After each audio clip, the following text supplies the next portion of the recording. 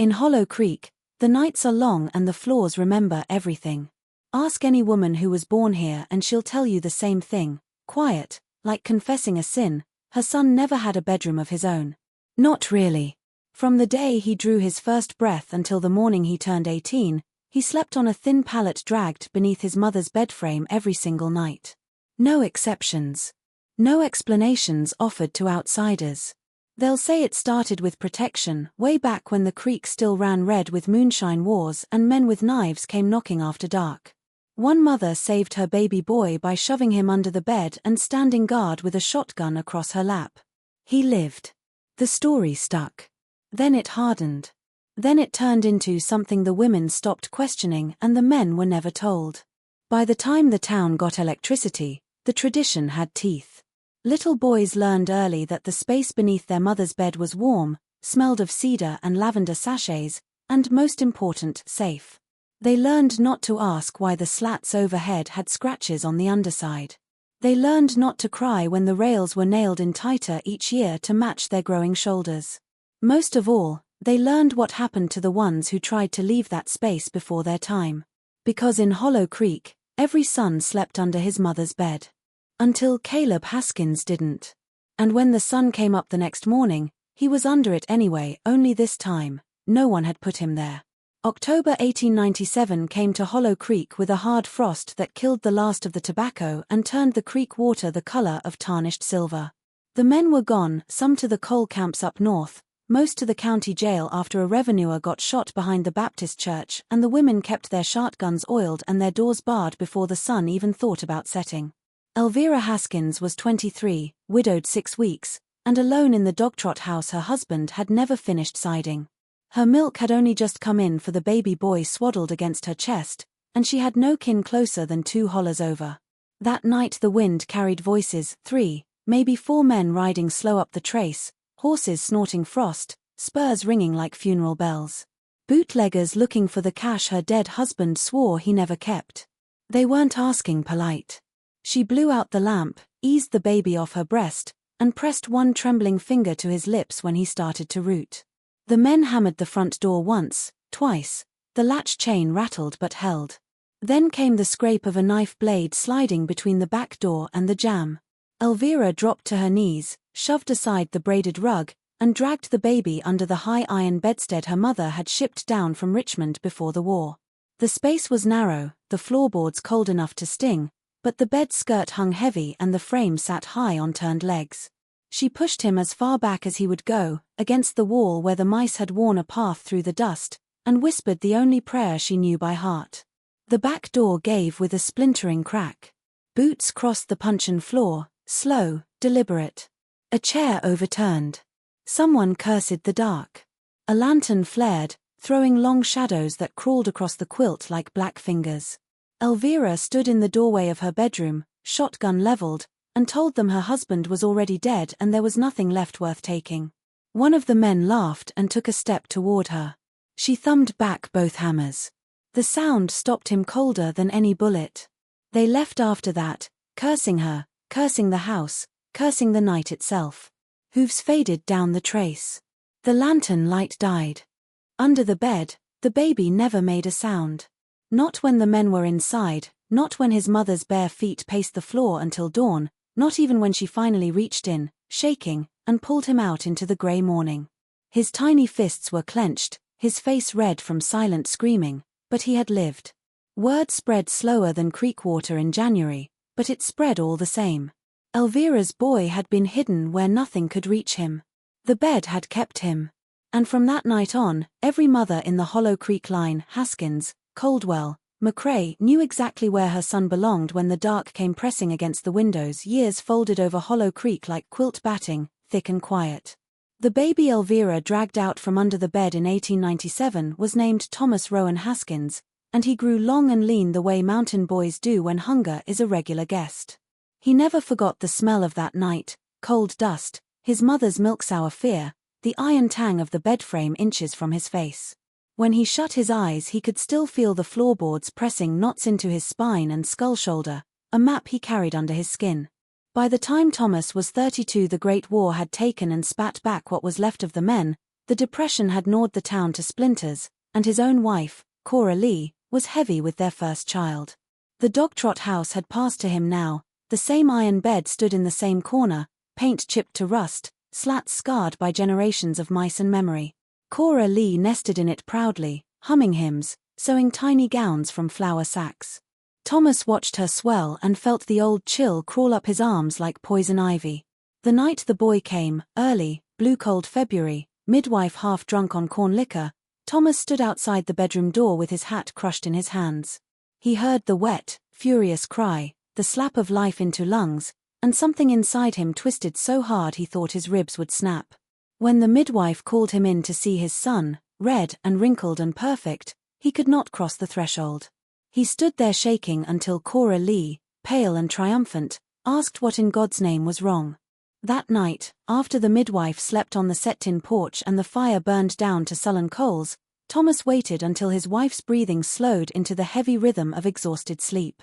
Then he knelt, reached under the bed, and pulled out the same braided rug his mother had shoved aside 40 years earlier. The floorboards still bore the faint outline of a smaller body. He laid a folded quilt there, thin but clean, and eased the newborn from Cora Lee's slack arm. The baby stirred, rooted at empty air, then settled when Thomas slid him into the narrow dark beneath the iron frame. He did not whisper explanations. He simply pressed one calloused palm to the tiny chest until the heartbeat steadied, then crawled out and lay on the floor beside the bed like a dog guarding a grave. In the morning Cora Lee woke to find her son gone from the crook of her elbow. She found him instead under the bed, warm, breathing, eyes fixed on the sagging springs above him as though they were stars.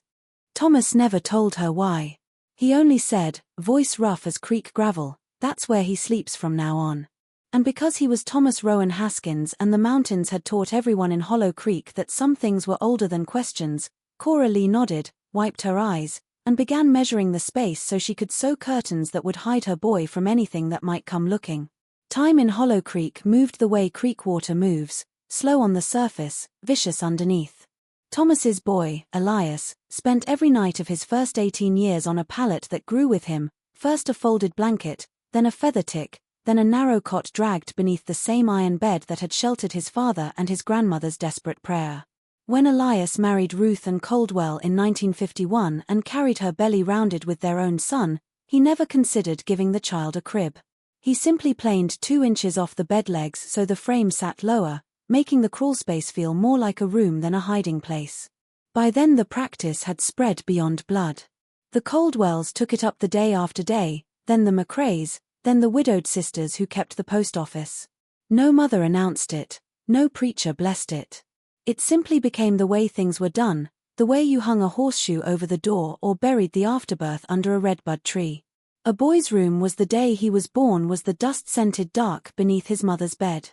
He learned to navigate by the creak of particular slats, to fall asleep to the muffled thunder of his mother's heart through the mattress above him, to recognize her dreams by the way her feet twitched against the sheets.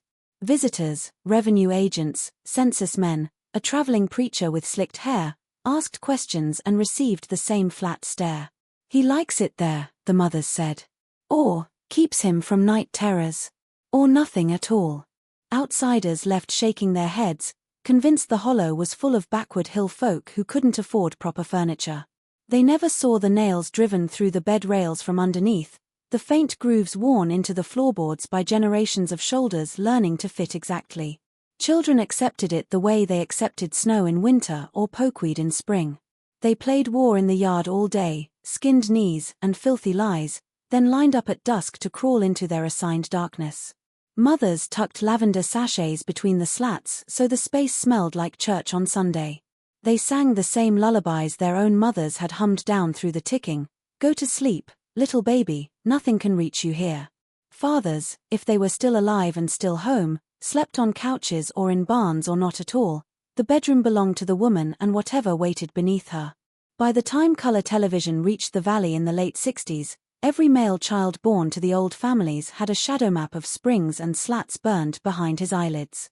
The tradition had no name, no origin story spoken aloud, only the quiet certainty that the bed would keep him until he was grown. And if anyone ever wondered why the girls were allowed soft mattresses and moonlight through gingham curtains while their brothers breathed dust and darkness, they learned quickly that some questions made mothers' mouths go thin as November ice. July 1943 arrived in Hollow Creek with ration books and blackout curtains, and boys leaving for places with names like Anzio and Guadalcanal. The war felt far away until the telegrams started coming, yellow paper folded into sharp corners that cut deeper than any knife.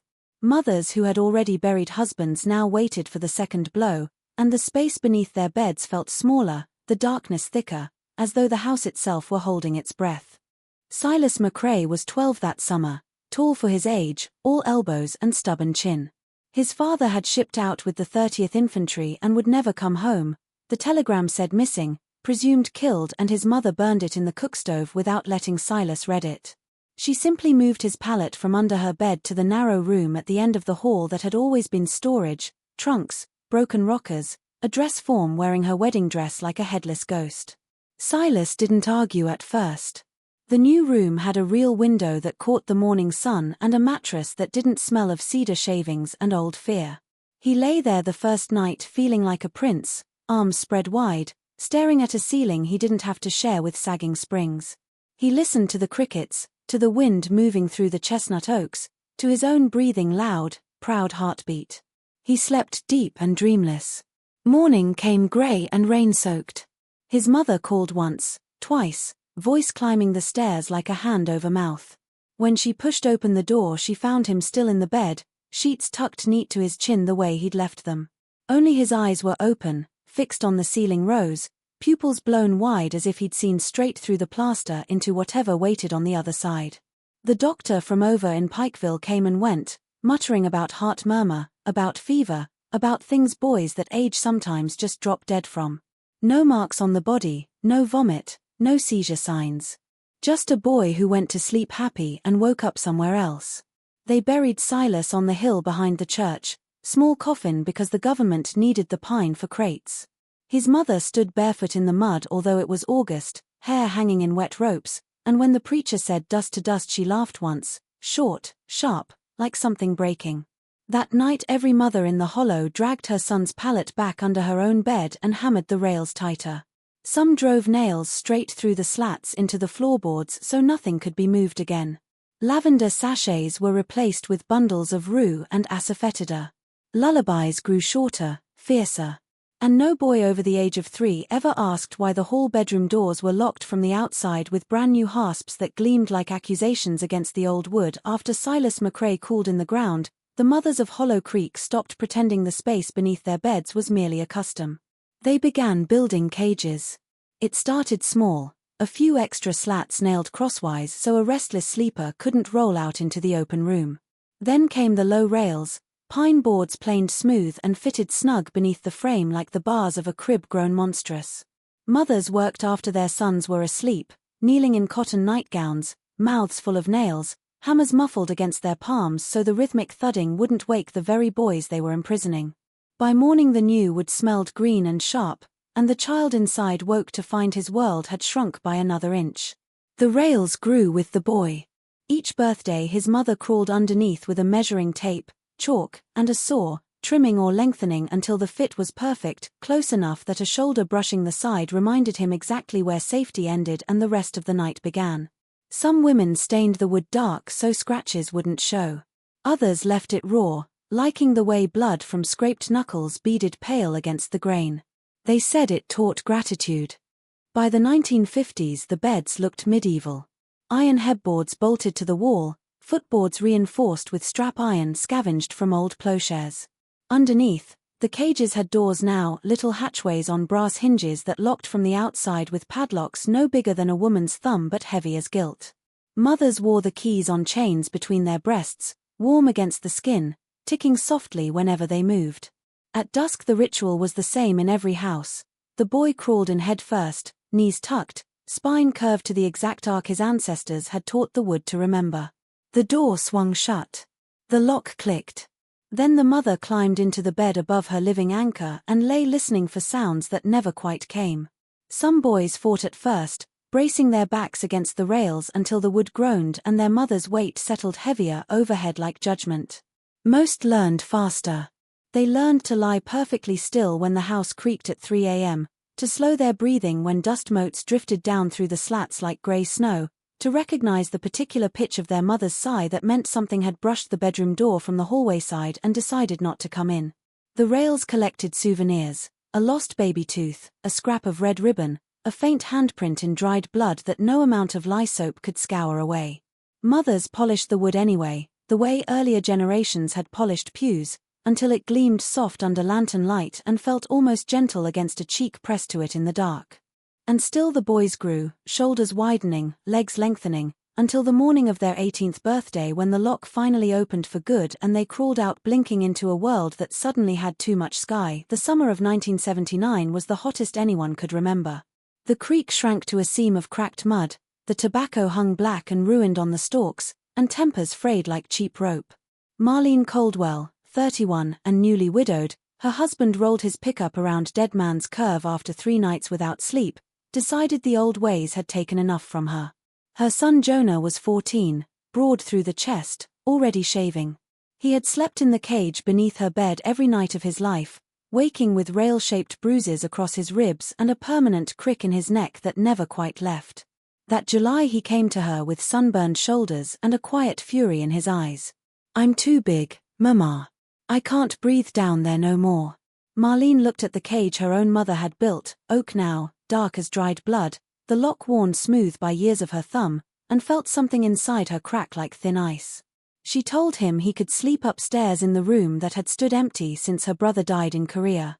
She dragged the narrow army cot up the stairs herself, sweating through her dress, and made it up with the Star Wars sheets Jonah had begged for at the Kmart in Pikeville. That night she kissed his forehead, tasted salt and boy sweat, and left the door open so the hall light could reach him.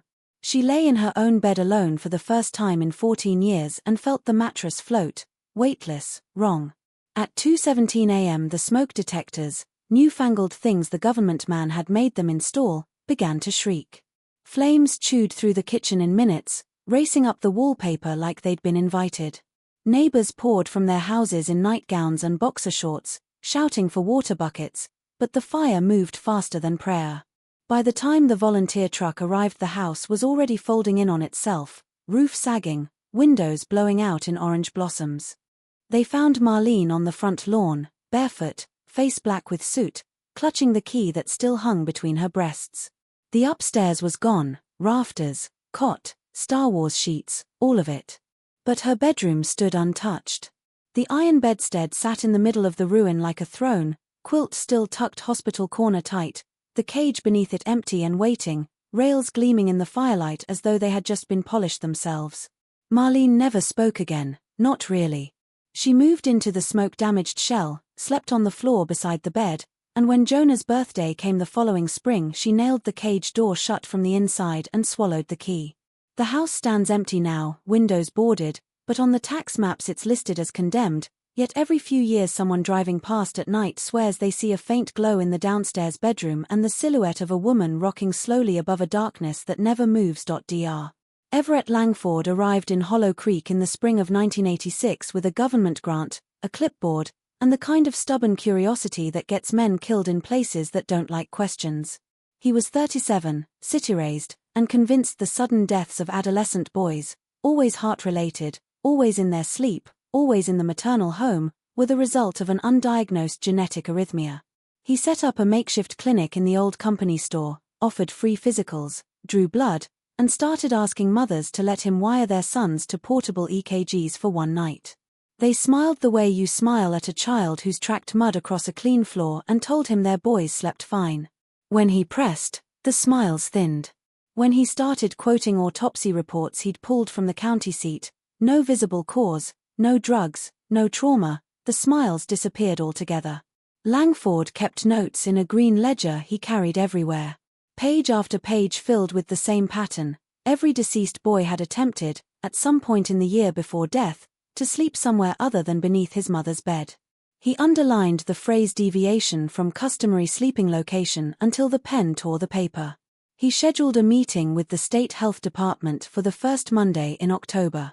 The Friday before, he drove his bronze Bic down to the creek to take water samples, something about heavy metals. he told the cashier at the Exxon. The creek was low, barely a trickle over orange rocks, and the air thick with late summer gnats.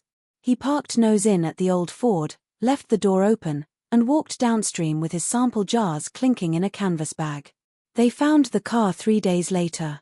Engine cold, keys in the ignition, driver's seat pushed all the way back as though someone much taller had been behind the wheel. The green ledger lay open on the passenger seat, pages swollen with creek water, ink bled into purple smears. Only one line remained legible on the last page, written in fresh ballpoint that hadn't had time to run: "They aren't protecting the boys from something. They're protecting something from the boys." On the inside roof of the car, directly above the driver's seat, was a single muddy handprint, 5 small fingers, splayed wide, the size of a child's, pressed so hard the skin ridges were still visible when they dusted for prints. The mud was still wet. The creek bank 20 yards away was baked hard as brick. No footprints led to or from the bick, no tire tracks but his own. Langford's body was never recovered. The grant money dried up. The clinic closed. Mothers all over the hollow added an extra rail the following week, low to the ground, just high enough for a grown man's fingers to fit beneath if he happened to reach in looking for answers. October 2023 tasted like wood smoke and coming frost. Caleb Haskins turned 17 on the 3rd, tall enough that his knees pressed against the cage door when he stretched, broad enough that his mother had sawed the rails twice in the last year just to keep him contained. He had his daddy's black Irish hair and his mama's stubborn mouth, and for months he had been waking before dawn with the taste of iron in his throat and the certainty that something in the dark was tired of waiting. He started small. First he refused to crawl in until the hall light was left burning. Then he demanded the padlock stay off, claimed the click of it closing gave him panic attacks the school nurse had started asking about. His mother, Delphine, gave ground the way a cliff gives ground to the sea, 1 grain at a time, eyes fixed on the calendar counting down to the May morning he would turn 18 and the cage would finally open forever. Caleb lasted 6 nights with the door unlocked before he stopped coming downstairs at all. On the 7th he dragged his pillow and the quilt his grandmother pieced from feedsack cotton up the narrow stairs to the attic room nobody had slept in since Dr. Langford disappeared. The attic smelled of mouse nests and old cedar, and the single window looked straight across the hollow to the ridge where the family graveyard sat like broken teeth against the sky. He told Delphine that night, voice flat, adult, and terrible, "I'm done sleeping under anything that ain't mine." She stood in the doorway with the key in her fist so tight the teeth cut half-moons into her palm, but she didn't argue. Maybe she was tired. Maybe she thought one winter was soon enough for the hollow to remind him who owned whom. Caleb nailed a hasp on the inside of the attic door and hung a mirror on the back of it so nothing could come up the stairs without him seeing its reflection first. He wired a string of Christmas lights around the window frame because the dark up there felt different, older, patient. Each night he climbed the stairs at 11 sharp, locked himself in, and lay on the narrow cot listening to the house settle around him like an animal circling a trap. Below, Delphine left her own bedroom door open.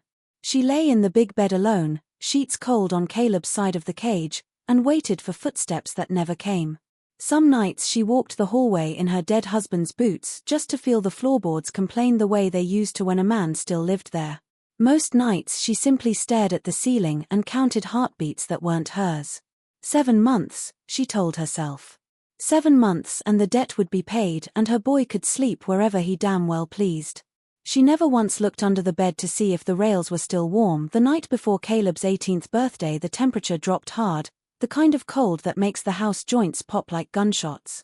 Delphine had not slept in the true sense for weeks. She dozed in fits, waking every time the wind moved the curtains or the old radiator clanked itself awake. At 3:04 a.m. she came fully alert with the certainty that the room had grown heavier, as though someone had opened the door and let the whole mountain in. The bed creaked. Not the ordinary settling of old wood, but a deliberate shift, the way it sounded when Caleb used to haul his long body inside the cage and the springs took his weight all at once. Delphine lay perfectly still, eyes open in the dark, feeling the mattress bow above her as something climbed up from the foot. Slow. Patient. Bare feet on the rails she knew better than her own veins. She could hear breathing, not hers. It was low, almost shy, the way a child breathes when he's pretending to be asleep and failing. The blanket tugged once, gently, the way Caleb used to do when he had nightmares and wanted her hand without asking. Delphine's arms stayed locked at her sides. She tasted copper. She had bitten clean through the inside of her cheek. The presence settled at the edge of the mattress, knees denting the quilt on either side of her hips. The air smelled suddenly of creek mud and the cedar shavings she still scattered under the bed every spring. Something brushed her hair, fingertips or knuckles, impossible to tell, tracing the part she had worn since girlhood as though reading Braille. Then the weight shifted again, moving up the bed, pausing at her shoulder, her throat, her cheek. A breath, warm and damp, ghosted across her ear. Not a word, only the softest exhalation, almost grateful. Delphine closed her eyes and counted to 100 the way her own mother had taught her when the dark got loud. When she opened them again, the room was empty, the bed level, the quilt smooth. Only the faintest warmth lingered where the body had knelt, already cooling. Down the hall the attic door stood ajar, Christmas lights dark, mirror on the back reflecting nothing but the black throat of the stairwell. Caleb's cot was stripped bare, sheets folded with military precision at the foot the way his daddy used to do after coming home on leave. On the pillow lay the padlock key, shiny from years against Delphine's skin, now cold as creek stone. Delphine did not call out. She walked back to her bedroom, closed the door soft as a confession, and lay down on top of the covers fully dressed. She stared at the ceiling until the first grey edge of morning crept through the curtains, listening to the house breathe around her in a rhythm older than names. Dawn came thin and reluctant, the color of old pewter. Delphine rose the way a woman rises from a sickbed, slow, joints aching with more than age, and went to the kitchen to put coffee on. The pot hissed. The clock ticked. Nothing else moved in the house. She let the silence stretch until it felt like a held breath, then climbed the stairs to the attic one last time, telling herself she only wanted to be sure. The room was exactly as she had left it in the dark, cot stripped, key on the pillow, mirror facing the empty doorway. She picked the key up, closed it in her fist until the teeth bit skin, and went back down. She did not look under the bed until the coffee had burned and the sun was high enough to throw hard bars of light across the floorboards. Then she knelt, nightgown pooling around her knees, and lifted the dust ruffle with fingers that would not stop trembling. Caleb was there. He lay curled on his side exactly where the cage used to be, knees drawn to chest, arms folded tight as though hugging himself against the cold. His black hair was damp, slicked back from his forehead the way it looked after swimming in the creek. His skin was the color of tallow left too long in the jar.